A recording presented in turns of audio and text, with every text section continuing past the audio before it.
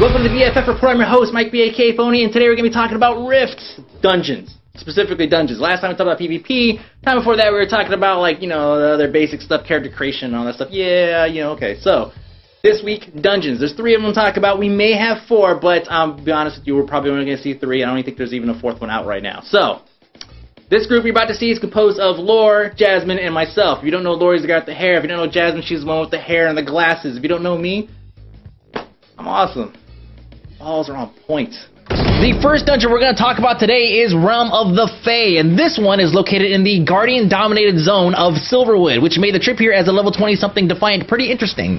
It's the first dungeon available in that area, and is focused for the 16 to 19 crowd. The theme here is supposed to be the 4 seasons, and if you live in Las Vegas or anywhere in Arizona, you probably don't know what the f*** I'm talking about, but trust me, there really are 4 of them.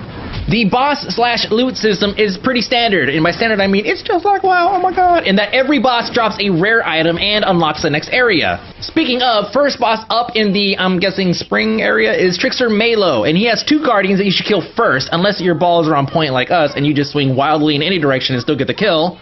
But if not, one of them gives him a buff to his damage output, while the other one reduces his damage taken by 90%. So, if you were hitting this guy like a 12-year-old girl with the flu and couldn't figure out why, there you go. He has 2 CC abilities, a stun and a polymorph, or as Rift likes to call it, transmogrify, which doesn't quite roll off the tongue right. And people are like, oh, I'm polying dude. It's like, you're not going to be like, oh, I'm transmogrifying dude. Really? It doesn't really...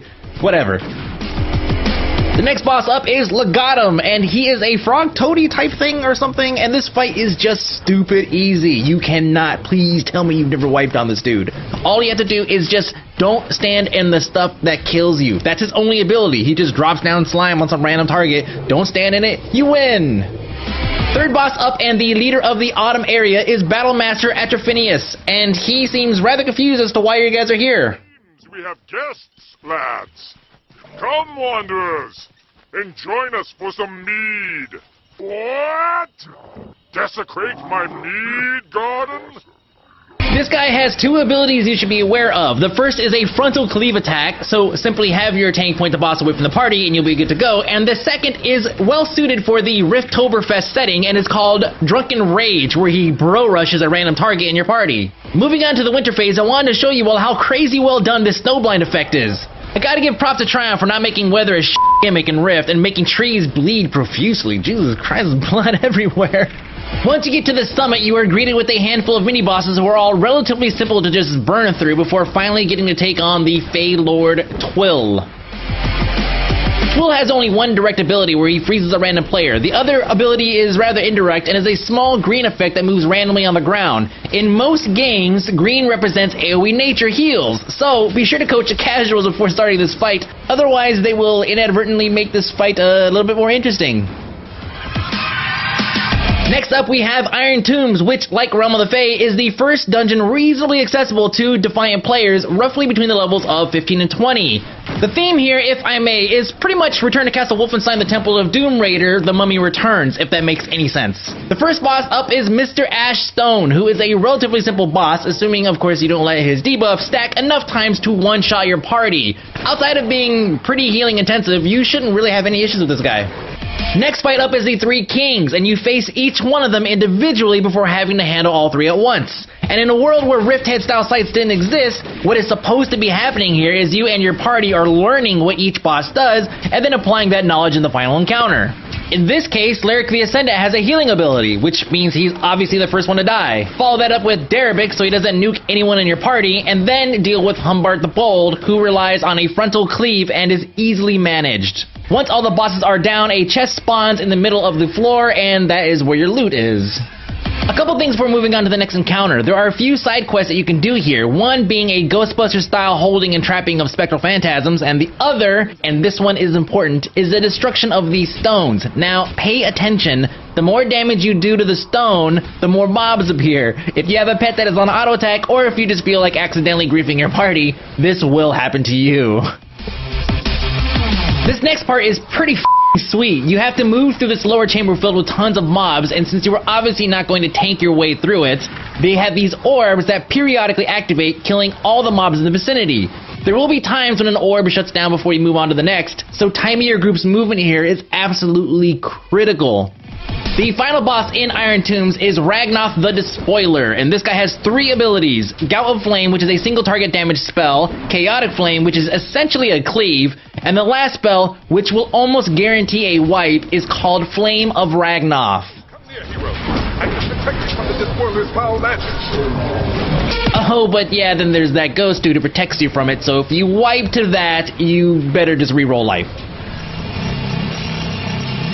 Finally, we have Deep Strike Mines, which is tuned for the mid-20s crowd. And since I'm already on a roll here, I'll just go ahead and say that this looks a lot like the big orgy rave scene from The Matrix. He's having a huge orgy at his place later tonight. At least that's what many of us have heard. It is true. What many of you have heard. First up is Overseer Marcus, who, besides aggroing all the ads in the platform and cleaving his face off, does little else. Oh, except for the part where he vanishes at 50%, spawning 3 ads in his place, and when he comes back, he is pissed and just beats the donkadoo balls out of the tank. At this point, it just becomes a race between your healer's mana pool and the DPS's damage output, so if you have CDs, this would be a good time to blow them. Next up is Gregory Kreslov, and he has 2 simple phases. Phase 1 is Tank and Spank, and wrangle up this single ad that spawns randomly. And on Phase 2, he turns immune and summons 3 channelers who need to be killed before he switches back to Phase 1. And for the duration of the fight, he actually doesn't move at all, so this encounter is, like, stupid easy. Following that is the 3rd boss in the mines, and Big Sexy here is named Bonehue the Thunderer. Ooh, look at you. Fancy. Big Bones here is a relatively simple fight. He has 1 move that you should try to avoid, which, as you can see, we weren't trying to avoid so, you know, it's not really a big deal, I guess. He basically runs to one side of the platform and casts a frontal cone knockback, and if you're standing in the wrong spot, he will launch you off the platform. It's really, really hard for that to happen, though, as we got knocked back at least 50 times this fight, and nobody was launched, so try really hard not to be that guy. So far, the fights have been relatively straightforward. And then there's this guy.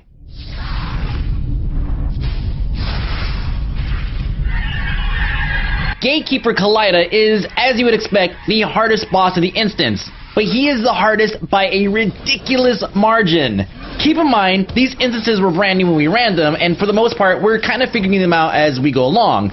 Anyways, this boss has 2 auras, or stances.